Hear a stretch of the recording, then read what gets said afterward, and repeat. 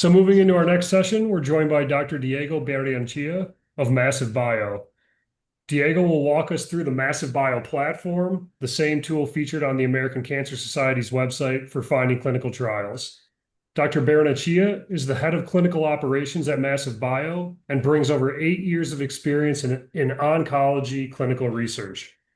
For a little bit of a background, Massive Bio is an AI-driven oncology platform on a mission to build a world without cancer by giving every patient, regardless of location or financial situation, equal access to cancer trials. Using concierge services, real-time data, and AI technology, the platform bridges the gaps that keeps patients from being matched to treatments that could help them the most. It examines over 19,000 active cancer trials worldwide and delivers personalized reports within 2 days at no cost to patients or their physicians. Dr. Barrenechea, thank you so much for being with us, and I'll hand it over to you. Perfect, Tim. Thank you very much.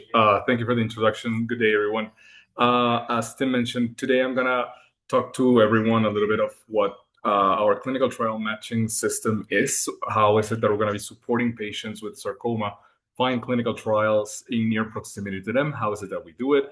And what he mentioned as our concierge services, or the support that we have for patients all across the U.S. We're also working, as mentioned, with the American Cancer Society.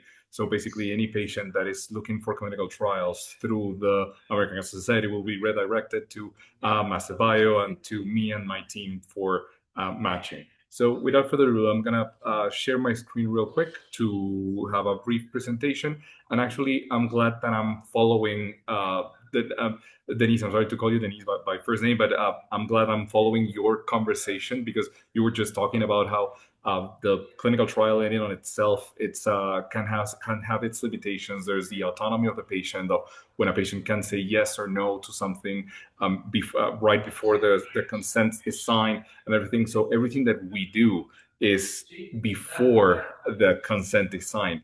And I see that there's a question, and yes, we have operations in the EU, so we can support patients in the EU without any problems. Right now, we're operating in 17 countries.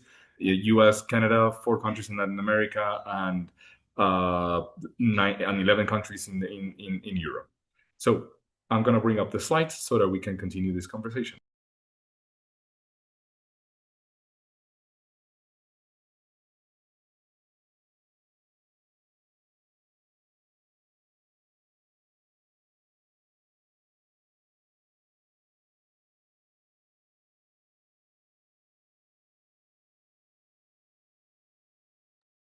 All right, I'm guessing that everybody can see my screen now. So let's go ahead and get started on how Massive Bio and our system can help out all sarcoma patients. So how is it that Massive Bio finds and supports your trial match? We go from first search to enrollment, basically. We help out patients from their initial outreach, whether you are recently diagnosed with any type of sarcoma, you're going into a second line, third line of therapy, you've gone through immunotherapy, chemotherapy, doesn't matter. We find the clinical trials that are going to be a good fit for you based on location and the past medical history of the patient. So first off, we intake the records and review them. We intake diagnosis, pathology, treatment history, and everything, and it's organized for review. Now, the way that this works is there is a consent form that is signed by the patients, but it's not a consent form for any clinical trial, and it's not a consent form that is allowing us to refer a patient to a trial or getting a patient into a trial. No, it's a consent just for us to retrieve or store the medical records of the patient so that we can actually use them to abstract the data and pass it through our own proprietary in-house AI system and match them against clinical trials. Now, to what trials do we match them? It's every single trial available in ClinicalTrials.gov. The only thing that we need is medical records and the trial to be listed at ct.gov. We're set. Now, one thing that's important to mention is that even though we have our own platform, we're using AI, we're using all of this fancy technology, at the end of the day, no AI or no technology is going to be able to replace a human in the loop and a medical professional in the loop. That's the part that we have the physician review. So first is the intake medical record, then is the nationwide trial search. I did this presentation thinking just US, but at the end of the day, this is actually going to be able to be offered abroad and Latin America, Canada, and the EU, and now Australia as well. So there's the physician review. Our oncology physicians and nurses will be confirming what the AI has matched you to. So that way, we will be able to provide the most accurate and best options for the patients. And at the end, it's what we call the concierge enrollment. If a patient decides that they want to go through one of the trials, we have a nurse and an MD, both of them that are specialized and have been doing this for years now on supporting patients in finding their way to the trial, basically reaching out to the site if needed, sending out the medical records, making the referral, setting up a screening appointment, or even support the patients in finding their way with logistical support, such as travel arrangements, lodging, meals, everything that the patient needs. This is also done hand in hand with the American Cancer Society through the ACTS program, because we have that as support behind us as well. Now, our team, we have a very large clinical team right now. It's made up of 15 MDs, all of them with background in oncology and clinical research in oncology only, 15 MDs and 6 nurses all around the place. They're in different locations. They're in Latin America, they're in the US, they're in Europe. So we're going to be able to support any patient wherever the language is, because we also have team members that speak the local languages, so that we're able to support them navigate the trials. We've already supported over 200,000 patients worldwide. We're 100% oncology driven, meaning that we have vast experience supporting sarcoma patients. We have vast experience supporting patients in oncology overall and working with clinical trials in oncology. As I previously mentioned, we use our own in-house AI system to support us in the matching and do this faster, because as Tim mentioned, we're going to be able to give you a report back in about 48 hours. But to get to the point that we're able to do that, we need some sort of help. And that help is going to be coming from our AI systems that will do the initial evaluation. And then our oncology physicians, oncology nurses will be able to help out navigate the options for the patients. Now, what are differentiators right now is that we have global presence. As I just mentioned, we're in 17 countries, including the US, Canada, Europe, Israel, Turkey. We have recently added Australia, and we're now expanding a little bit further. We're going to the APAC, so Asia Pac group of countries. We have multiple strategic partnerships that allow us support patients in different ways. So we have partnerships with Foundation Medicine, for example, with Flatiron, Walgreens, Quest, Optum. All of these are different partnerships that allow us not just to retrieve medical records faster, but to support the patient in getting tested if needed. For example, if there is a patient with sarcoma, rhabdomyosarcoma, and they're looking for clinical trials, and they're going into their first line, and they've not been tested for an NGS panel, and one of the trials that they're selecting requires a specific biomarker, we can work with one of our partners, such as Foundation Medicine, to see how we can support that patient getting tested and see if they're going to be a good fit for a trial that's going to be going through targeted therapy for a specific gene, or if we can, anything that we can do, actually. As mentioned, we only worked in oncology. That's it. Oncology and human malignancies. And we do biomarker-based recruitment as well if there's already the data available. We use patient-consented data, and that is very important, because every single piece of information that we collect from a patient has to be consented by the patient, and everything goes under HIPAA and GDPR compliance. Our system is HIPAA and GDPR compliance, not just for the matching, but for the storage of the information once the medical records have been abstracted. Lastly, I think the biggest differentiator is what I was just talking about, our last mile services. It's our concierge services, this team of our nurse and our MD that are going to help you navigate not only the options of the trials, but getting to the trial. And that's a very important thing that I almost forgot to mention, is the fact that let's say that a patient has been matched to around 10 trials. Okay, we're going to be able to support them by explaining to them why they are a match to those 10 trials, what are the differences between those 10 trials, and what is it that's going to be needed for them to go to those trials. Now, there's an option for every sarcoma diagnosis. We know that there are more than 70 rare subtypes of sarcomas. There are multiples of them, different locations, different stages, different histologies. But at the end of the day, there's most likely going to be a trial that's going to match for them. What does this mean? And also, any stage and any patient, either pediatric, adult, elderly. We're going to be able to support them.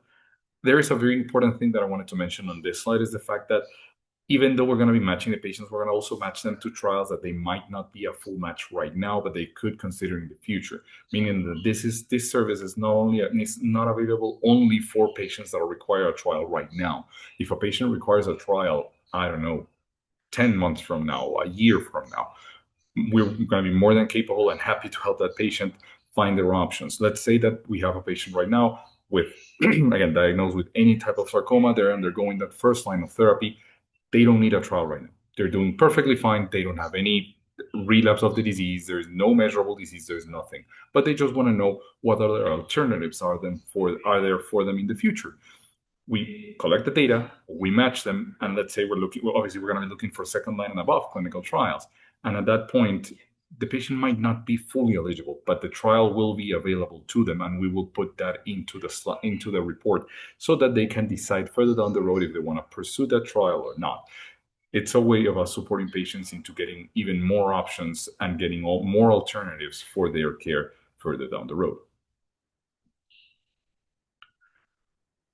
A big important thing that I wanted to mention as well is that we work with every phase of trials. Again, as long as the trial is listed in ClinicalTrials.gov, we're going to be able to match.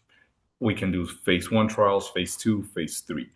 Obviously, in the report, you're going to have all of them, and our navigators will be able to support and understand, help patients understand what a phase 1 trial is, what a phase 2 trial is, what a phase 3 trial is. Obviously, our main target is always going to be striving for those phase 3 trials where the patients will be, there's a big chunk of information behind those trials already, and we know a lot about the drug that's being tested. But still, for patients that are heavily pre-treated and who have already gone through targeted immuno, chemo, or even cell therapy, there's always the option of the phase 1, phase 2 trials that are more open to receiving patients with different characteristics. That's an important thing to mention here, is that they can be offered at any line of therapy. A big stigma around trials is that people think, or patients think, that trials are their last resort.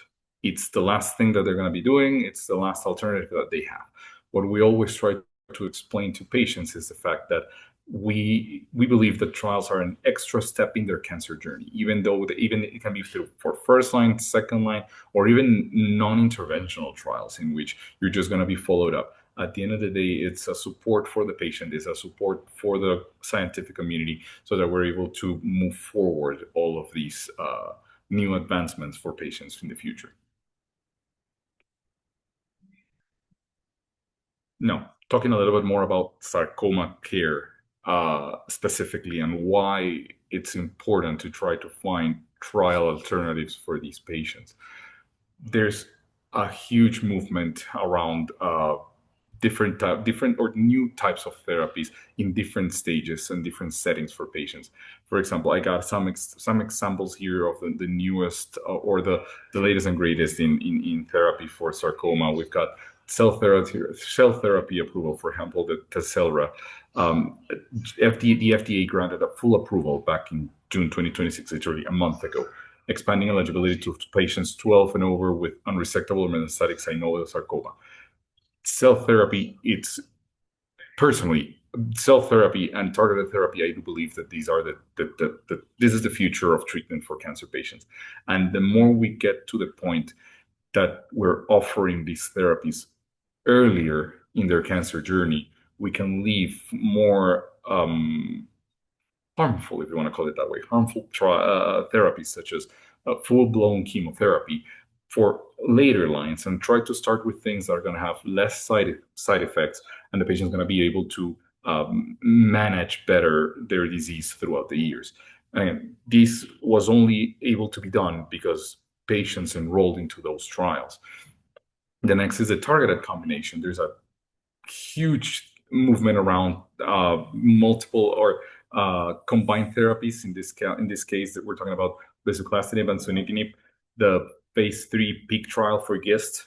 We know that GIST is a disease that's fortunately is very indolent. The patients usually start their therapies and they're perfectly fine for years on end, maybe 10, 12, 15 years on imatinib, and they're doing fantastic.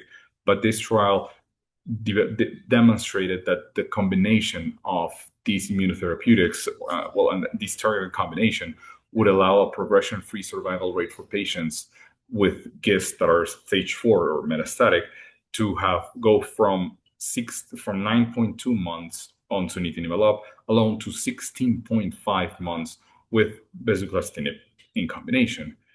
Great advancement.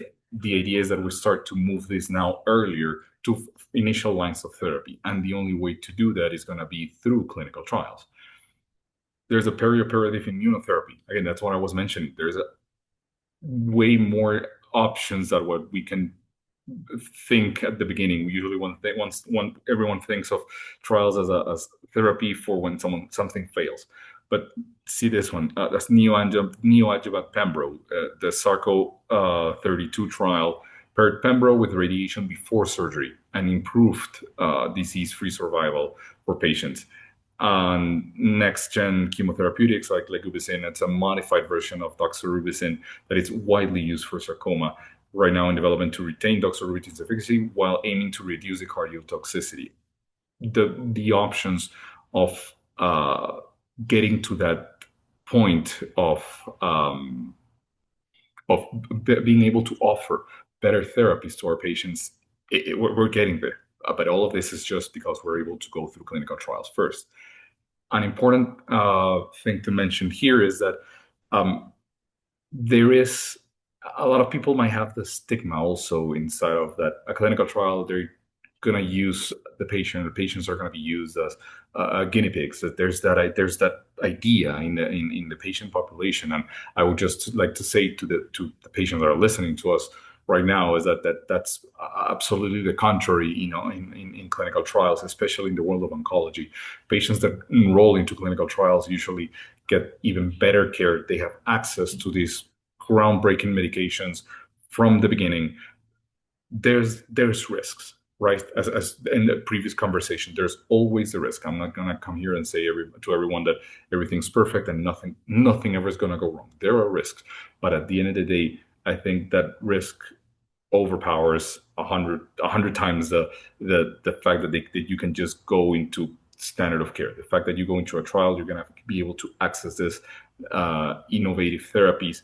Not only that, but if you go into a phase 3, you either get the standard of care that's already perfectly available, or the new option, and also the care that patients get, the care that patients get at the treating facilities where the trial is being conducted.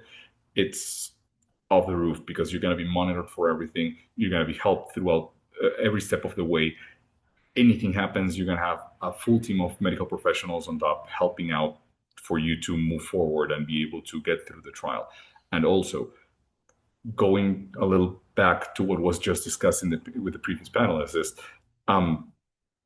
if at the end of the day you want to leave a trial, any patient is free to leave the trial at any point in time. Even if you're during screening, you don't feel comfortable with the amount of times that you're going to need to go and receive treatment or the controls, or when the patient receives the first dose, the side effects were just terrible and you don't want it. Or not even that, the side effects might have not been terrible, but you are uncomfortable with them and you don't want to pursue the trial anymore. Any patient can leave at any time. As I mentioned, this is a way of looking at the best way to look at this is that this is an added step. We never replace anything. A clinical trial needs to be considered as an extra step in cancer care. We went from diagnosis and standard of care treatment. The clinical trial option is always going to be an added step. And I dare to say that maybe I should have added another one of these golden added steps, one before the standard treatment as the first line of therapy to be a clinical trial. So that's all I had for today to present everyone here. I think I have a couple more minutes left. If there is any questions, I would be more than happy to answer them. I see that Tim already wrote in the chat. If there's any questions, you can drop them in the chat. Thank you very much for joining me today. Again, if anyone is interested in looking for clinical trials, I think we are the platform that's going to be able to support you every step of the way.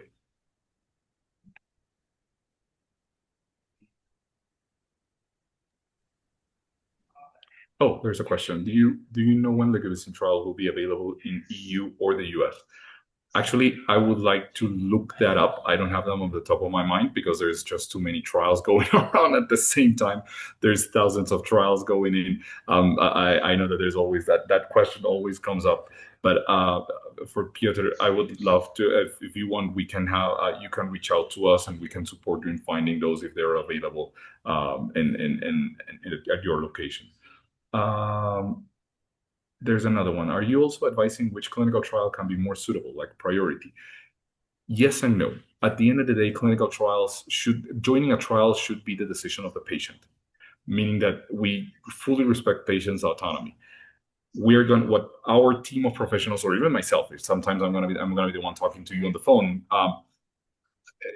I'm gonna give you the full array of options and explain to you the pros and the cons of all of them, and let the patient make the decision. I can give my personal opinion about it sometimes, but it's always better for the patient to decide what is it that they think it's going to be most suitable for them, because it's not just the fact of the medical background of the trial, but there can be operational matters that to have into consideration. Maybe there's a targeted trial for you available, but it's 1,500 miles away, but there's another one that's 10 miles away and it's a better match. That's alternatives. Any reason why Japan is not included as one of your participating countries? Oh, the only reason is because we have not yet opened up in the country. We're still expanding. The company might be 10 years old, but we're still trying to grow. You can contact us through our landing pages, massivebio.com, and you can reach out and leave your information, and our team of patient relations coordinators can reach out. What are the European countries in the platform operating? And two, does the platform match trials for these patients in foreign countries as well? Great question. I can give you a list of trials if you allow me one. I'm sorry, a list of countries.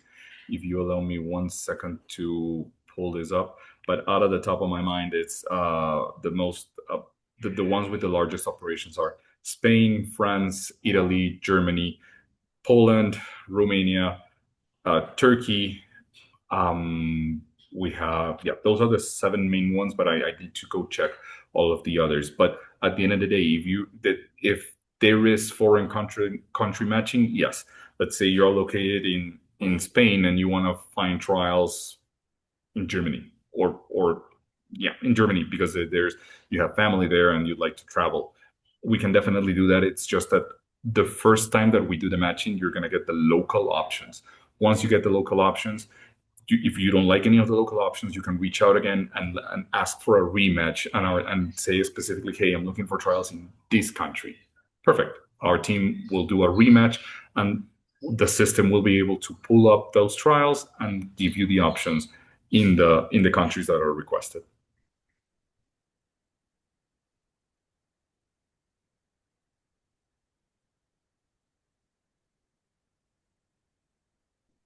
All right. I don't see any other questions. Yeah, very good.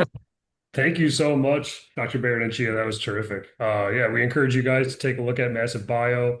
There's also, like we mentioned, an American Cancer Society is powered by Massive Bio.